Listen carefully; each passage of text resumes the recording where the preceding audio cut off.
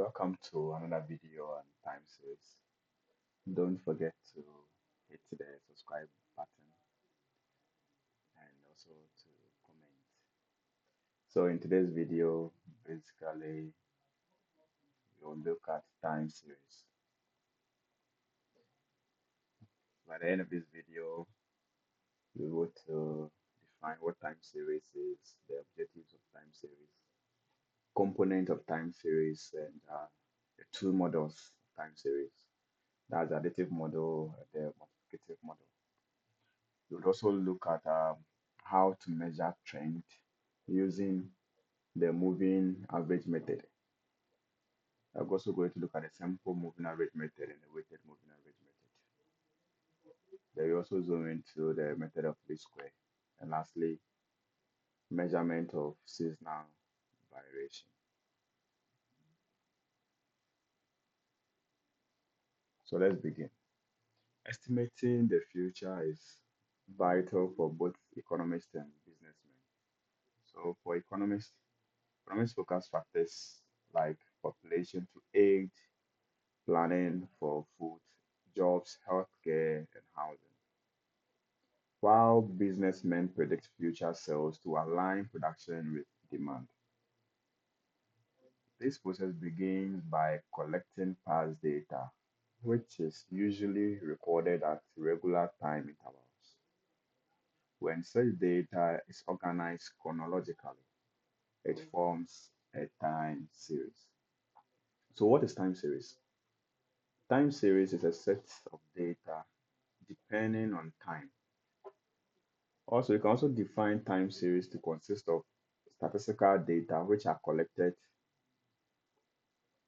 recorded, or observed over successive increments. Time series consist of data arranged chronologically. Examples of time series are the annual birth rate figures for the country, monthly sales of products of a company, daily closing prices of MTN Ghana shares, daily exchange rates between the US dollar and the Ghana cedi, monthly electricity consumption of a household. So when data are collected over a period of time to observe pattern in them, then we are saying you are conducting a time series analysis. Also, some of the uses of time series, one is for forecasting and planning, policy formulation, inventory and resource management. Components of time series. So what are the components of time series? So they are basically the factors that are responsible for bringing about changes in a time series.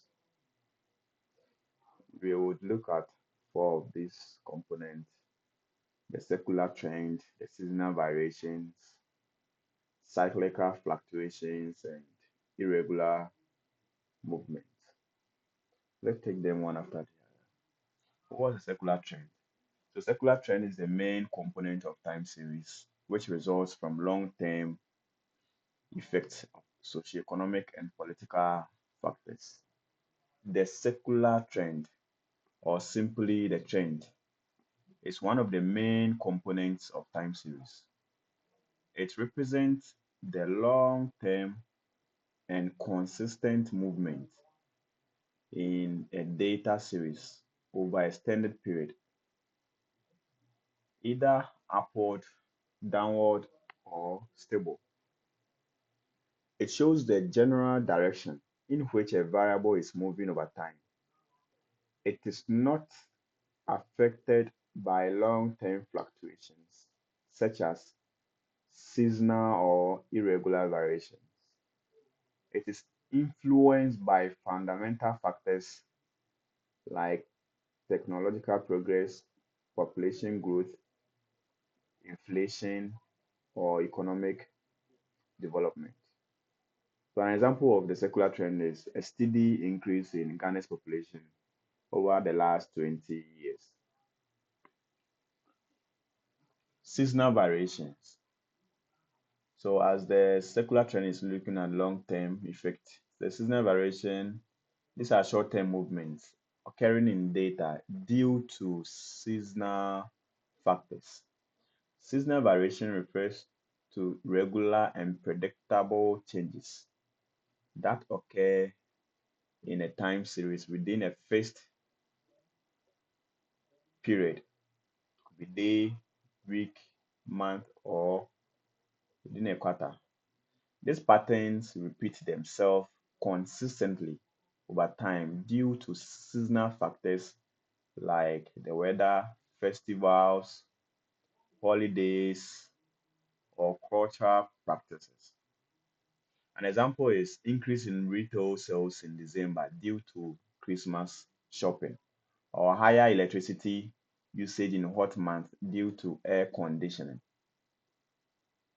For cyclical fluctuations, the third characterizes movement in economic time series. This refers to the long-term or the wave-like movement in data that occur due to the business or economic cycle. It represents repeating up and down movements over long periods, typically more than a year. Also, for cyclical fluctuation, they do not follow a fixed or regular pattern like the seasonal variations. It's caused by economic forces such as changes in investment, production, consumption, interest rates, or government policy. Also, it includes four phases. You have the expansion phase, the peak, the contraction or the recession, and the trough. So, example is a rise and fall in employment rate due to economic booms and recession. Business profits increasing during boom and decreasing in a downturn. So with the cyclical fluctuation, they resemble something like the business cycle,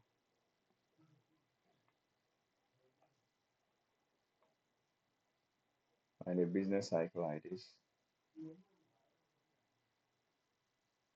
where we have something like this. Then we have the trend.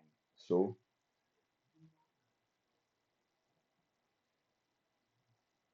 we have the peak here.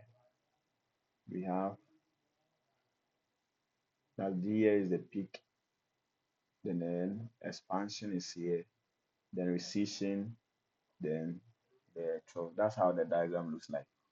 Then for the irregular movement, they represent unexpected, unpredictable, and non-recurring fluctuations that remain after the trend, cyclical, and seasonal components have been removed. It's also caused by unusual or unforeseen events such as natural disasters, strikes, pandemics, or political unrest or accidents, often short-lived and difficult to forecast. An example is a sudden drop in sales due to nationwide lockdown, since the lockdown was not predicted. All right, let's move on to the time series models. The process of breaking the series into eight component parts is called the decomposition of time series. In the decomposition of time series into eight components, the following two models are generally used. That's the additive model and the multiplicative model. With the additive model, it assumes that the four components of time series are independent of one another. It's best used when seasonal variation and fluctuation remain constant in magnitude over time.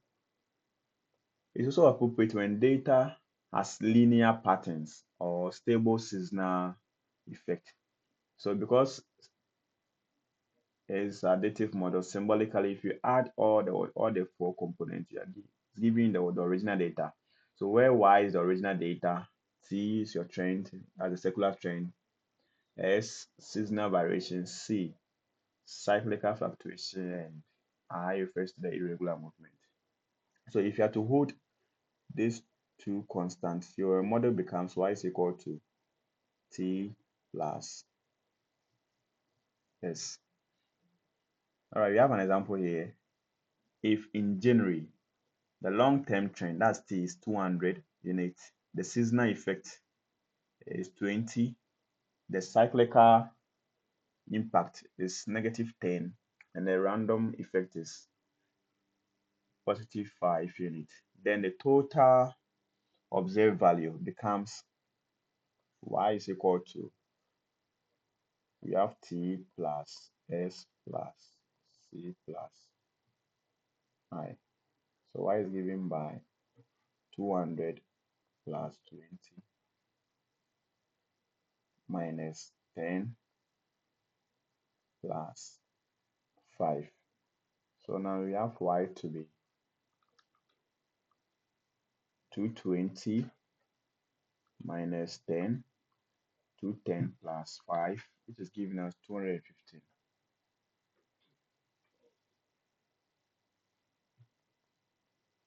215 units. All right, let's come to the multiplicative model. For multiplicative model, it also assumes that the components are dependent and they can affect one another. Also used in time series analysis, especially when data shows proportional or percentage-based changes over time. Often used when data grows exponentially or has percentage-based seasonal effect. So in the following example, if you have in a particular month your trend, and also symbolically, is given by y is equal to t times s times c times I. If you are to hold these two constant, your model becomes t times s. All right, let's solve this example. Given that t is equal to 200, your seasonal indexes, so you're going to multiply 1.1. Your cyclical factor is 0.95, and your irregular movement is 1.02. So your actual data becomes 200 times 1.1 times 0.95 times 1.02, giving us 213.18.